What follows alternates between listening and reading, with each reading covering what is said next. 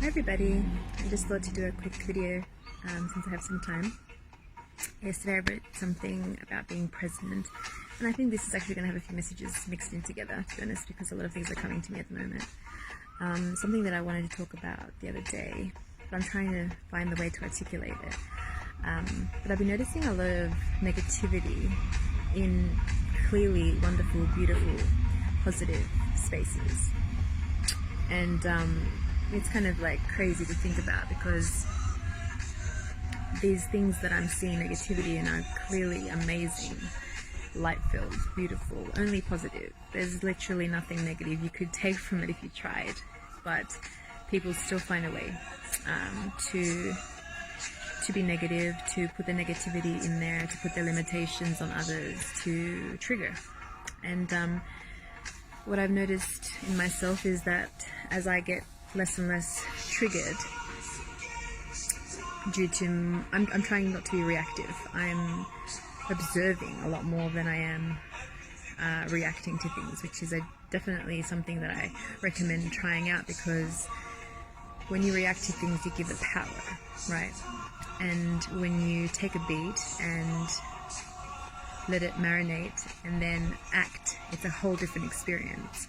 And a lot of the time you realize you probably don't even have to act at all if you just take that moment between a reaction and actually just stopping the instinct to fight or to say something just because you can say something, or what's the need really? I think sometimes we just feel like, especially in this day and age on social media, it's so easy for you to have an opinion and then just disappear into the mist, not even realizing that you could have impacted someone. And that's obviously for good or for bad. You could have impacted someone incredibly badly, and you also could have impacted someone wonderfully.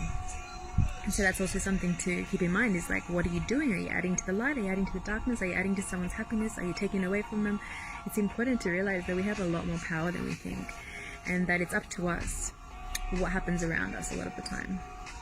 Anyway, though, I digress, to try and continue on what I was talking about. Not taking things personally is huge, right? And of course it's easier said than done, but the people that you interact with, even people that you know well, what they're saying to you, what they're talking about, what they're bringing up, what they're pointing out, that's them. That's all about them. It's what they're going through. It's their own moments. It's their presentness or lack of. And it's usually nothing to do with you. Absolutely nothing. But yet we take it on board. We put it into our energy. We even take it onto our personality. That's what a lot of us have done when we were kids, because we didn't know any better. But now there's no excuse. You should be knowing better. And now with the internet making the world such a small place, there's so much knowledge available. There's so much information available.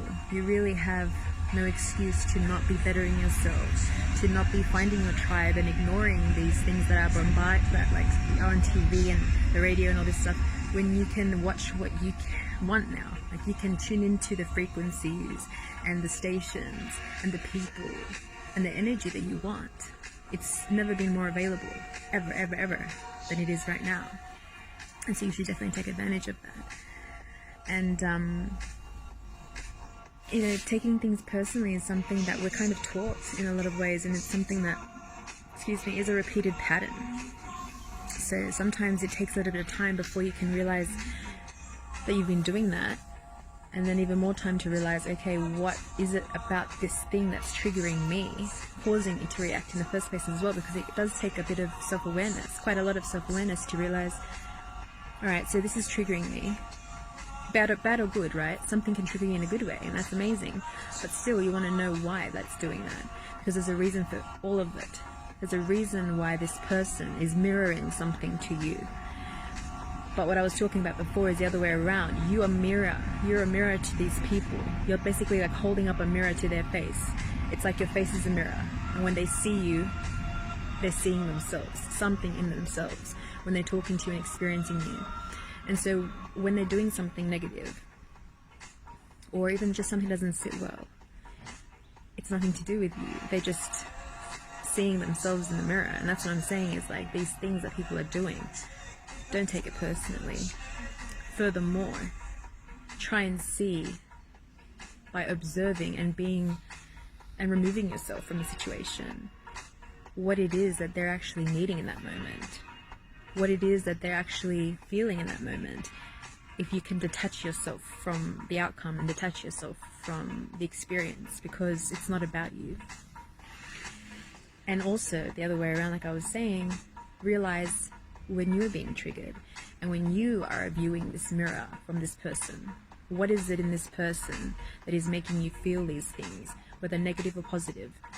How can you change that? Can you change that? Have you tried to change that? Has this always triggered you? Is this a new trigger? You know, all these things are going to help us realize and uncover so much that is latent within us, that is just waiting for us to uncover and to acknowledge and to learn from, because everything is just lessons, and most of us keep having the same things happen over and over because we haven't learned the lesson. So we keep attracting the same people, we keep attracting the same circumstances, the same places, the same patterns, because there's something to learn in that pattern. So when you're triggered, there's a pattern that you have to focus on, there's a pattern that you have to learn from.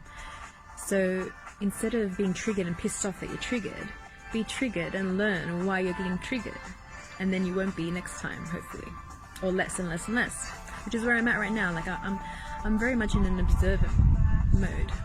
Like I'm just kind of experiencing.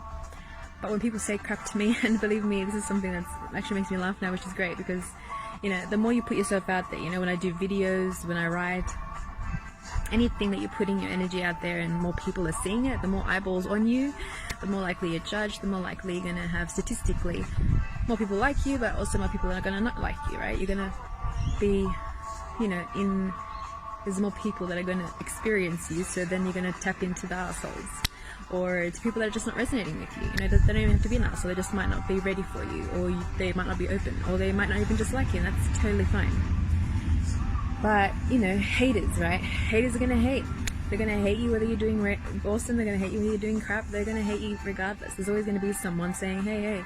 And the thing is, I realize this because, like I said, there's so many amazing things, like amazing pieces of art that people are still complaining about. And it's like, okay, I realize now that even perfection is flawed to some. So then that's just to each their own, right? You can't be pleasing everyone.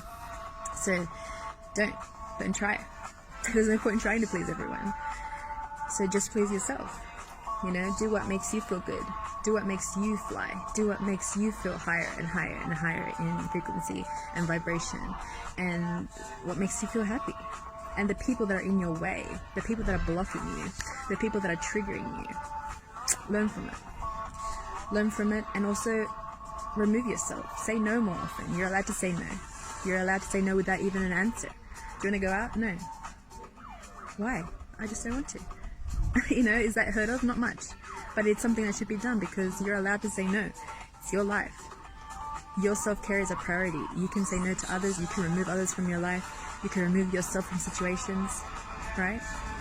There's one thing to be triggered and learning, but there's another thing to be constantly triggered for no reason and just being in a really toxic environment for yourself. That's not going to help anyone. Not the person that they're with you, not the experience they're with you, and not you. You're better off removing yourself and surrounding yourself in another environment that's conducive to your growth. And also you're probably better, you know, you're in an environment that you will also be understood more, and your words will not fall on deaf ears, which is something else I've written about. You know, the best information said to the wrong person is like you never said it at all. It remains unreceived, right? So there's no point regurgitating information or even speaking about things to the wrong people, to the wrong places.